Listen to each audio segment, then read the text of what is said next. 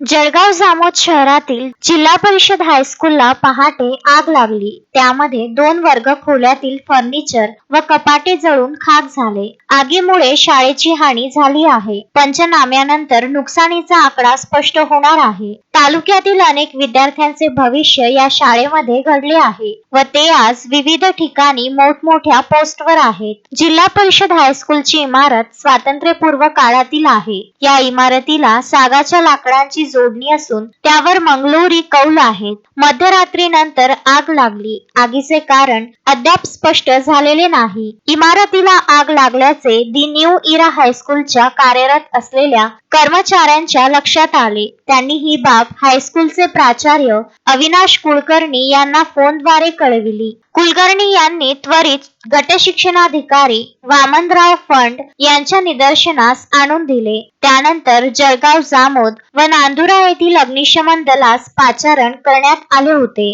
अग्निशमन विभागाचे वाहन घटनास्थळी दाखल होऊन मोठ्या प्रयत्नानंतर आगीवर नियंत्रण मिळविण्यात आले. परंतु तोपर्यंत 2 वर्ग खोल्या आगीच्या भक्ष्यस्थानी पडल्या. सोबतच या खोल्यांमध्ये असणारे विद्यार्थ्यांच्या बैठक व्यवस्थेचे डेस्क बेंच व 3 लाकडी रिकामी कपाटे जळाली. या घटनेत शाळेचे मोठे आर्थिक नुकसान झाले आहे. शाळा माजी शासकीय विद्यालय म्हणून ओळखली जाते. जळगाव नगरामधील ही सर्वात जुनी इमारत असल्याचेही बोलले जात आहे. याबाबत जिल्हा परिषद हायस्कूलचे मुख्याध्यापक तथा गटशिक्षणाधिकारी वामनराव फंड यांनी जळगाव जामोद पोलीस स्टेशनला तक्रार दिली. या घटनेचा पोलीस अधीक्षक तपास करीत आहे.